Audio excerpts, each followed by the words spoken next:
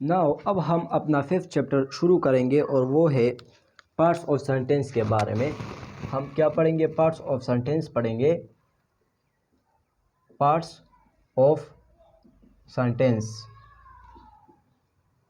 Sentence में कितने parts होते हैं वो तमाम हम पढ़ेंगे और ये हमारा चैप्टर नंबर 5 है। क्या है? चैप्टर नंबर 5 है। तो हम पार्ट्स ऑफ सेंटेंस पढ़ेंगे। पार्ट्स ऑफ सेंटेंस को पढ़ने से पहले आपको सेंटेंस के बारे में कुछ मालूमात होना ज़रूरी है। सेंटेंस को फिर हम अगले चैप्टर्स में डिटेल में पढ़ेंगे कि सेंटेंसेस क्या होते हैं और इनके टाइप्स कितने हैं, और ये तमाम चीज़ें फिर हम अगले लेक्चर्स में पढ़ेंगे। लेकिन यहाँ पर सेंटेंस के बारे में कुछ मालूमात होना आपके लिए ज़रूरी है कि सेंटेंस क्या होती है। सही है? तो सेंटेंस क्या होती है, फिर हम इसको डिवाइड करेंगे, सही है, पार्ट्स में। पहले आप समझ जाए कि सेंटेंस किसे कहती है। तो सेंटेंस क्या है? The group of words, the word और group of words, the word और ग्रुप ऑफ वर्ड्स और group of words that gives us a complete sense,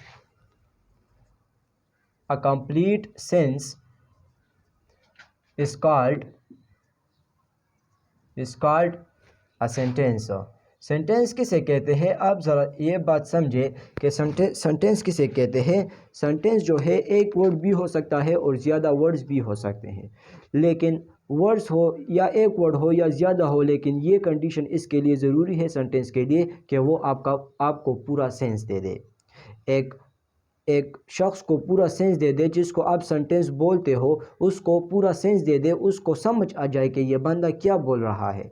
जब इसको समझ आ जाए कि ये बंदा क्या बोल रहा है, तो आपने जो बात की है उसको जो सेंटेंस आपने बोली है, जो वर्ड्स आपने बोले हैं, जो इस आदमी को समझ में आ गया है, उसको इस वर्ड्स को, इन वर्ड्स को, या एक वर्ड हो या ज़्यादा वर्ड्स हो, इनको हम क्या कहते हैं? एक सेंटेंस कहते हैं। सही है? फॉर एग्ज़ाम्पल आप ये बात याद रखें कि फॉर एग्ज़ाम्पल मैं आपको बताऊं कि गो क्या है? ये एक सेंटेंस है, ये आपको कंप्लीट सेंस देता है। फॉर एग्ज़ाम्पल मेरे साथ एक आदमी खड़ा है और मैं इसको बताऊं कि गो, तो वो क्या करता है? वो जाता है। क्यों जाता है? क्योंकि उसको मेरी बात समझ में आ गई है, और जब उसको मेरी बात समझ में आ गई है तो ये क्या है? ये एक सेंटेंस है। सेंटेंस के लिए ये ज़रूरी नहीं है कि वो एक वर्ड हो या ज़्यादा वर्ड्स हो। सही है? एक वर्ड भी हो सकती है, ज़्यादा वर्ड्स भी हो सकती है। कंडीशन ये है कि वो आपको एक कंप्लीट सेंस दे दे। वो क्या करे? वो आपको एक कंप्लीट सेंस दे दे। तो वो क्या है? तो वो जो है वो क्या है? वो सेंटेंस है। तो ये गो यहाँ पर क्या है? ये एक सेंटेंस है। और अगर मैं आपको बताऊं कि असलम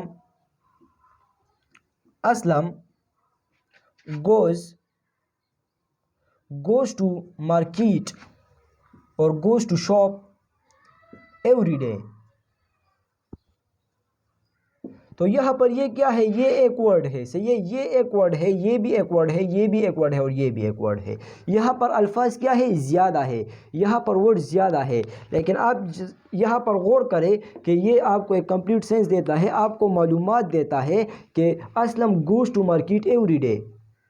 सही है? तो अगर मैं आपको बताऊँ कि Aslam goes to market every day, तो आपको समझ आ जाती है कि ये जो मैं क्या कह रहा हूँ। मैं ये कह रहा हूँ कि असलम रोज़ाना मार्केट जाता है, तो आपको ये अल्फाज जो है इनसे आपको एक कंप्लीट सेंस मिलती है, आपको पता चल जाता है, आपको मालूम हो जाता है कि ये क्या कह रहा है मुझे। यहाँ से आपको मालूम हो जाता है, आपको पता चल जाता है कि ये हमें क्या कह रहा है।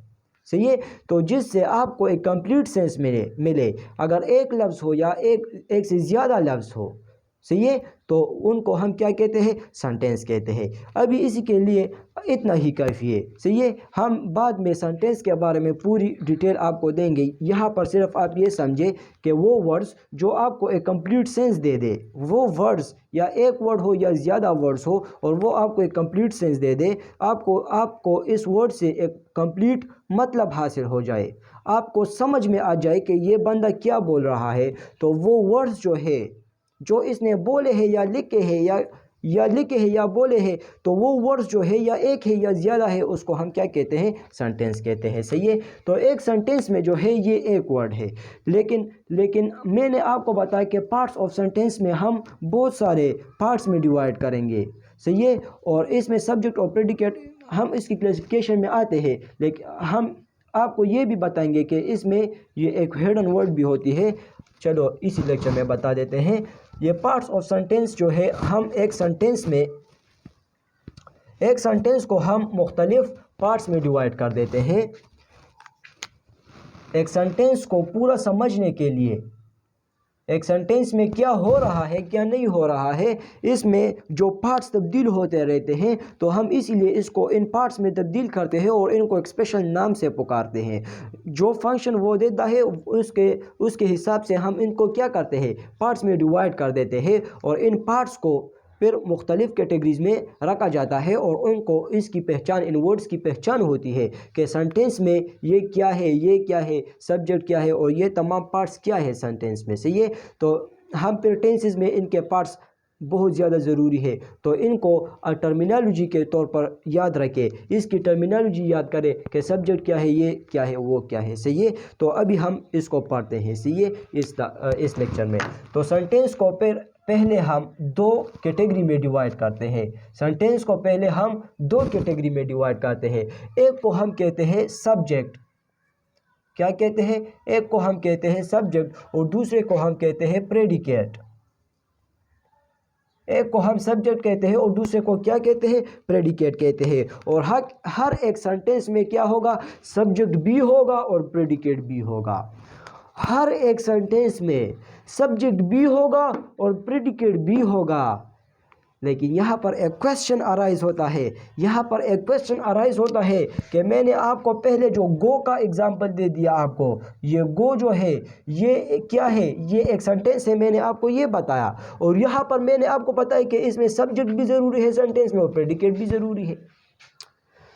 एक सेंटेंस में सब्जेक्ट भी ज़रूरी है और प्रेडिकेट भी ज़रूरी है, और ये वर्ड एक है, या तो ये सब्जेक्ट होगा या तो प्रेडिकेट होगा, दोनों कैसे हो सकता है। तो यहाँ पर आप देखिए कि ये गो जो है ये क्या है, ये आपको एक कंप्लीट सेंस देता है, तो ये तो सेंटेंस है। ये क्या है, सेंटेंस तो है अगर एक वर्ड है या एक से ज़्यादा है।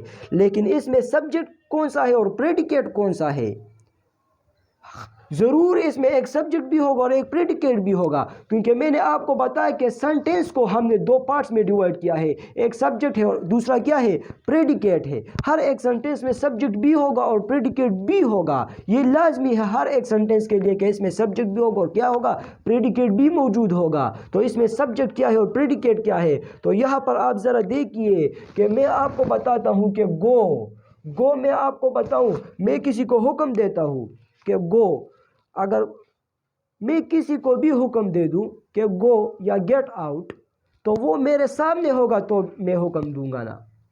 अगर मेरे सामने कोई है ही नहीं और मैं उसे कैसा हुक्म दे सकता हूँ। अगर मेरे पास कोई होगा तो मैं इसको हुक्म दूंगा, तो मैं जिसको हुक्म दूंगा वो मेरे पास होगा, और वो क्या होगा, यू ही होगा। इसके लिए हम यू ही इस्तेमाल करेंगे। तो यहाँ पर जो है यू क्या है, यहाँ पर यू जो है हिडन है। क्यों हिडन है, आप ज़रा यहाँ पर समझिए।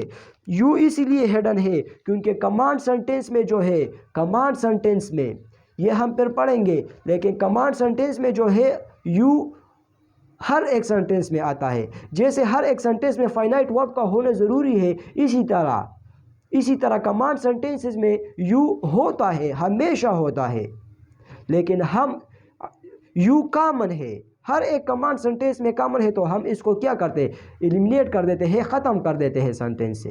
क्यों ख़त्म कर देते हैं, कि आसानी पैदा हो जाए। यार मैं किसी को हुक्म देता हूँ, मैं 3-4 हुक्म देता हूँ और हर एक के साथ you you you you you आता है। जितने भी हुक्म है, जितने भी कमांड्स है, इन तमाम के साथ यू आता है, क्योंकि आप जिसको हुक्म देते हो वो आपके सामने ही होगा, और आप इसको यू इस्तेमाल, इसके लिए आप यू इस्तेमाल करोगे। You get out, you go, you bring me a glass of water. तो ये यू क्या है, तो अंग्रेज़ी में हम इसको क्या कर देते हैं, एलिमिनेट कर देते हैं, क्योंकि ये एक कॉमन प्रोनाउन है। यहाँ पर ये एक कॉमन चीज़ है और कॉमन चीज़ को हम क्या कर देते हैं, एलिमिनेट कर देते हैं। लेकिन स्टूडेंट्स को ये इग्नोर नहीं करना चाहिए, स्टूडेंट्स को ये पता होना चाहिए कि यहाँ पर यू है, यहाँ पर यू है, लेकिन हमने एलिमिनेट की हुई है। तो यहाँ पर यू जो है ये क्या है, ये एक सब्जेक्ट है। यू क्या है, ये एक सब्जेक्ट है। और यहाँ पर ये गो क्या है, ये एक वर्ब है। और वर्ब क्या है, ये एक प्रेडिकेट है। क्या है, प्रेडिकेट है। तो यहाँ पर ये जो गो है, आम अल्फाज में ये गो जो है ये क्या है, ये एक प्रेडिकेट है।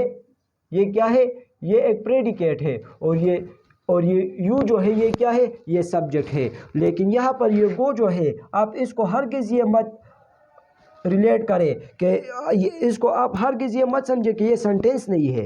ये सेंटेंस है क्योंकि इसमें सब्जेक्ट भी है।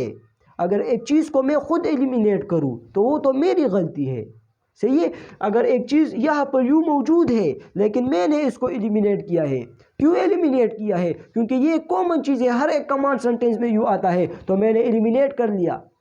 लेकिन इसका मतलब ये हरगिज़ नहीं है कि आप इसको इग्नोर करो। इसके बगैर सेंटेंस मुकम्मल नहीं होता है, यू के बगैर।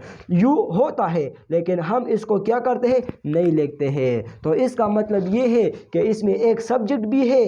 यू सब्जेक्ट क्या होता है ये मैं आपको बताता हूँ, लेकिन यहाँ पर मैं सिर्फ आपको ये कंसेप्ट देता हूँ कि मैंने पहले एग्जांपल में आपको गो बताया कि ये एक सेंटेंस है। अभी आप सोचोगे कि ये कैसा सेंटेंस है, ये सर तो हमें कुछ और बता रहा है। तो यहाँ पर ऐसा सेंटेंस है कि यहाँ पर यू क्या है, हिडन है। और यू जो है सब्जेक्ट का काम करता है और गो क्या है, ये एक प्रेडिकेट है, सही है। तो हमने आपको सेंटेंस बताया कि सेंटेंस क्या होता है और सेंटेंस की क्लासिफिकेशन आपको बताई। फिर सब्जेक्ट क्या होती है, इसकी डिटेल क्या होती है, हम एक सेंटेंस में सब्जेक्ट को कैसे पहचानेंगे। और सब्जेक्ट और डूअर ऑफ द एक्शन ये ज़रूरी है। हर एक स्टूडेंट को जब मैं पूछता हूँ तो जब मैं स्टूडेंट से पूछता हूँ कि सब्जेक्ट क्या होता है तो वो मुझे बताता है कि ये डूअर ऑफ द एक्शन होता है। डूअर ऑफ द एक्शन ये गलत बात है, ये मैं आपको प्रूव करूँगा कि ये गलत बात है। हर जगह पर ये डूअर ऑफ द एक्शन नहीं होता है। मैं आपको इसमें एक बड़ी पॉइंट बताऊंगा कि ये इसमें डिफरेंस क्या है सब्जेक्ट और डूअर ऑफ द एक्शन में, सही है। तो ये सब्जेक्ट जो है इसमें हम फिर डिटेल में बात करेंगे कि सब्जेक्ट क्या है, डूअर ऑफ द एक्शन क्या है, इसकी आइडेंटिफिकेशन क्या है, सेंटेंस में ये कहाँ पर इस्तेमाल होता है, पहले में भी इस्तेमाल हो सकता है, दरमियान में भी इस्तेमाल हो सकता है, आखिर में भी इस्तेमाल हो सकता है। प्रेडिकेट क्या है, इसकी क्लासिफिकेशन हम फिर इसके बाद जो चैप्टर आएगा इसमें करेंगे, प्रेडिकेट की क्लासिफिकेशन। इसमें हम ऑब्जेक्ट को पढ़ेंगे, वर्ब को पढ़ेंगे और क्या पढ़ेंगे, कॉम्प्लीमेंट को पढ़ेंगे, ऑब्जेक्ट की आइडेंटिफिकेशन को पढ़ेंगे, सही है।